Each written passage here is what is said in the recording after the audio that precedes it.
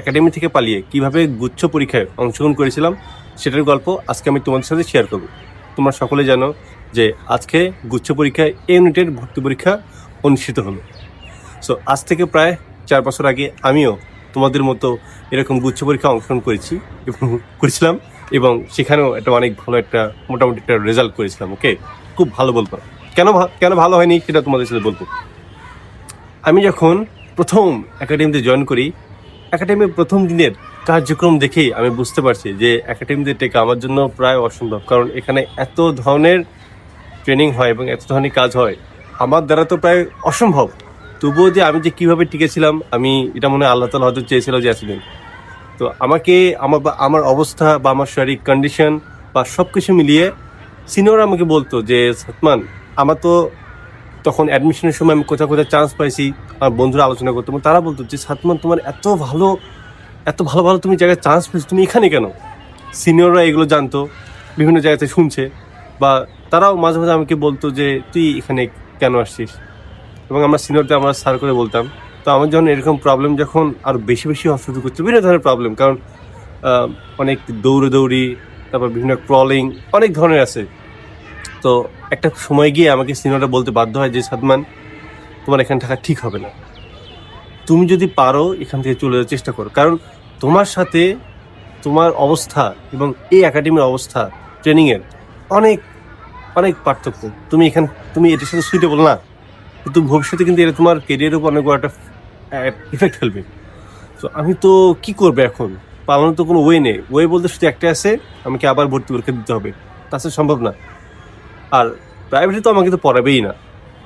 তো আমি কি করলাম, আমি ওখানে আমার কিছু সিনিয়ররা যতই আমাদের ফ্রেশারদের সাথে খারাপ ব্যবহার করুক, যতই ট্রেনার হিসেবে অনেক বেশি হয়তো টর্চার করতে পারে, বাট তারা মানুষ হিসেবে অসম্ভব রকম ভালো। তো আমি রাত্রে, আমাদের হচ্ছে প্রতি সপ্তাহে একবার ফোন কল হয়, আমি আমার আব্বা আমার সাথে কথাবার্তা বলি। তো আমার আবার ইচ্ছে একটা ছিল কি যে আমি সেকেন্ড টাইম আর পরীক্ষা দেবো, বাট আমি জানতাম যে আমাদের সম্ভব না, কারণ আমি একাডেমিতে ছিলাম, সম্ভবই না এটা। তো আমি আমার এক সিনিয়র স্যারের সাথে এই বিষয়ে ডিসকাশন করলাম এবং তাকে বললাম যে স্যার, আমি কি আমার আব্বুর সাথে একটু কথাবার্তা বলতে পারি রাত্রে? এটা কিন্তু কেউ জানতো না। তো আমি রাত্রে আব্বুকে ফোন দিলাম, বললাম যে আব্বু, এখন তো আমার সেকেন্ড টাইম দেওয়া উচিত, আমি জাস্ট একটু পরীক্ষা দেবো। আমি তখন আব্বু আমাকে বুঝতে দেয়নি যে আমি এখন থেকে চলে আসা প্ল্যান করতেছি। আমি বলতেছি যে আব্বু, আমি রাজশাহীতে গুচ্ছতে এগ্রিতে যেটা পান আপনি অ্যাপ্লাইগুলো করেন। তো আব্বু সেই মোতাবেক আব্বু বললো যে কেন আবার পরীক্ষাতে কি যখন আছে, বললাম না, একটু পরীক্ষা যদি সময় পাই, সুযোগ পাই। আব্বু রাজশাহীতে গুচ্ছতে কৃষিতে আব্বু অ্যাপ্লাই করলো। সো শেষ। আমি তো আমার মতো পড়াশোনার কোনো সুযোগ নেই, একাডেমিতে পড়াশোনার কোনো সুযোগ নেই, শুধুমাত্র একাডেমিক পড়াশোনা, এর বাইরে করার কোনো সুযোগ নেই। তো একাডেমি থেকে আমরা ঈদের ছুটিতে আসলাম, খুব ঘোরাঘুরি। আমার তো কোনো প্ল্যান নেই যে পরীক্ষা দেওয়ার, মাঝে থেকে সব আউট হয়ে গেছে, ঘুরতেছি ফিরতেছি একটা ইমেজ নিয়ে এখানে ওখানে যাচ্ছি। তো একটা সময় গিয়ে আমাদের একাডেমিতে জয়েন করার সময় হয়ে আসলো। তো আমার ফ্রেন্ডরা জয়েন করে ফেলছে ইতিমধ্যে, এবং জয়েন করে কয়েকদিন পর পরীক্ষার ডেটগুলো আসলো। প্রথমে হচ্ছে রাজশাহী বিশ্ববিদ্যালয়, এবং রাজশাহী বিশ্ববিদ্যালয় মনে হয় কয়েকদিনের মধ্যেই গুচ্ছ পরীক্ষা। তো আমি তো এত টাকা কষ্ট করে আমার আব্বু অ্যাপ্লাই করছে, পরীক্ষা না দিলে হয়, আমি পরীক্ষা দেবো, কিন্তু আমার আব্বু আম্মু যেতে দিবে না, আমাকে একাডেমিতে পাঠাবে। আমি বললাম যে আম্মু, পরীক্ষাটা দিয়ে যেভাবে একাডেমিতে গিয়ে একটা ম্যানেজ করবো, না সম্ভব না। বাসা থেকে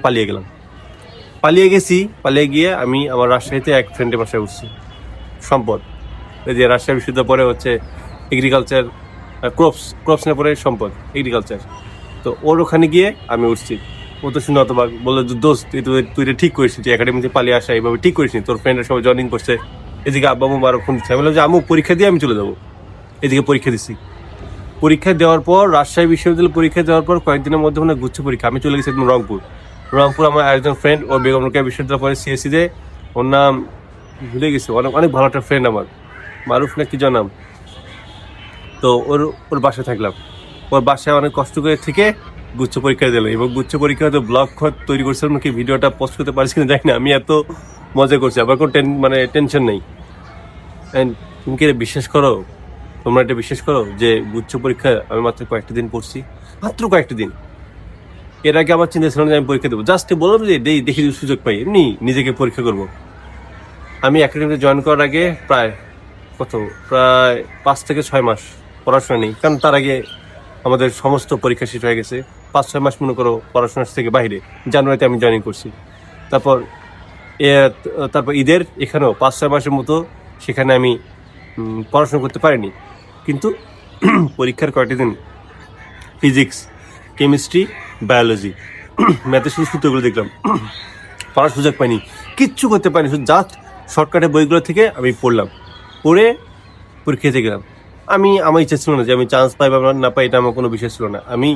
কারণ হচ্ছে আমি জাস্ট পরীক্ষা দেওয়ার জন্য এখানে আসছি। তো পরীক্ষাটা দিলাম। পরীক্ষা দেওয়ার পর আমি আমার আপুর বাসায় আসছি ঘুরতে, মানে পরীক্ষাটা পাই জাস্ট একটু।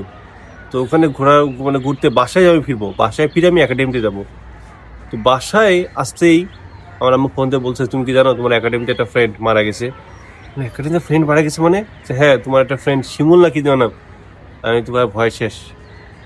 এমনিতেই আমি থাকি মানে ভয়ের মধ্যে, কখন কি হয়ে যায়। সেখানে একটা ফ্রেন্ড মারা গেছে, আমার ডিসিশন চেঞ্জ। আর আমি যাবো না ওখানে, আর সম্ভব না, আমি তো একদম ভয় পেয়ে গেছি। তারপর কি করার, পরীক্ষাটা দিয়েছি, কি করা যায়। এদিকে রাজশাহী বিশ্ববিদ্যালয়ের রেজাল্ট দিয়ে দিল, গুচ্ছ পরীক্ষার রেজাল্ট দিয়ে দিল। আমি তখন বাসায় আসি, আমি বললাম যে আমি আর একাডেমিতে ফিরবো না। হ্যাঁ, দুটাতেই ক্র্যাক করার মতো। গুচ্ছে তো অনেক ভালো মার্কস চলে আসলো, মোটামুটি চান্স হবে। তবে প্রথমবারের মতো না, প্রথমবারে তো আমি প্রত্যেকটা ইউনিভার্সিটিতে একদম চান্স পাওয়ার মতো। সেকেন্ড টাইমেও মোটামুটি আসছে, তবু একটা ভয়ের মধ্যে ছিলাম যে চান্স হবে কিনা। রাজশাহী বিশ্ববিদ্যালয়টা সিরিয়াল চলে আসলো। এরপর থাকলাম, যেহেতু আমার এখানে তো হচ্ছেই, যাওয়ার আবার কি দরকার একাডেমিতে। তো আর একাডেমিতে জয়েন করিনি, বাট একাডেমি থেকে বারবার ফোন দিচ্ছিল যে আপনার ছেলেকে চাপ দেন, আপনার ছেলেকে আসতে বলেন। বাট আমি তো আজ যাব না। তো কি আর করার, আর তো হলো না। এখন কৃষির জন্য প্রস্তুতি নিতে হবে, কৃষিতে আমাকে চান্স দিতে হবে। বাট কৃষির জন্য আমি আবার রংপুরে গেলাম, ওখানে গিয়ে অনেক ভালো পড়াশোনা করলাম। আফসোস কি জানেন, যে এত কম পড়াশোনা করে আমার রাজশাহীতে হয়ে গেল, আমার গুচ্ছতে হয়ে গেলো, বাট কৃষিতে হলো না। কৃষিতে না হওয়ার কারণটা যে যখন ঝামেলা হয়েছিল, সেটের সমস্যা হয়েছিল। আমি 2021-22 যারা এরকম সেশনে যারা পরীক্ষা দিচ্ছ, তারা হয়তো বুঝতে পারবা যে তারা এই সেশনে যারা পরীক্ষা দিয়েছো, সেখানে কিন্তু অনেকটা প্রবলেম হয়ে গেছে। এবং যেখানে কৃষিতে অনেক ঝামেলা হয়ে গেছে, এবং সেটা মাছরাঙা টেলিভিশন, এবং সেখানে আমরা আন্দোলন করছি যে এক সেটের অ্যান্সারের সাথে প্রশ্নে উল্টাপাল্টার জন্য অনেকেই মার্কস অনেক কম পাইছে। আমারও এরকম হতে পারে, আমার এরকম, বাট আমি জানি আমার চান্স পাওয়ার মতো এমন ক্যাপাবিলিটি, অনেক পড়াশোনা করছি। বাট আমি এরকম যে হবে আমি কখনো ভাবতে পারিনি। ওর আর কি, এইভাবেই তারপর থেকে আর একাডেমিতে যাওয়া হয়নি। তো এই ছিল আমার একাডেমি থেকে পালিয়ে পরীক্ষা দেওয়ার গল্প। এবং বিশ্বাস করো, এবং এটা যে মাত্র 7টা দিন মোটামুটি পড়ে, শর্টকাট পড়ে যে একটা চান্স পাওয়া যায় গুচ্ছের মতো একটা জায়গায় 50+ মার্ক তুলে, এটা আমার কাছে একটা অন্যরকম রেকর্ড মনে হয়। কারণ মাত্র যেখানে স্টুডেন্টরা ফার্স্ট টাইম সেকেন্ড টাইম এত পড়াশোনা করেও যেখানে চান্স পায় না, সেখানে আমি কি ট্যালেন্ট ছিল আমার, তাই না? বাট এখন কিছু নেই। যাই হোক, গল্পটা বললাম, শেয়ার করলাম। একাডেমি আরও অনেক মজার গল্প তোমার সাথে শেয়ার করবো। ভালো থেকো।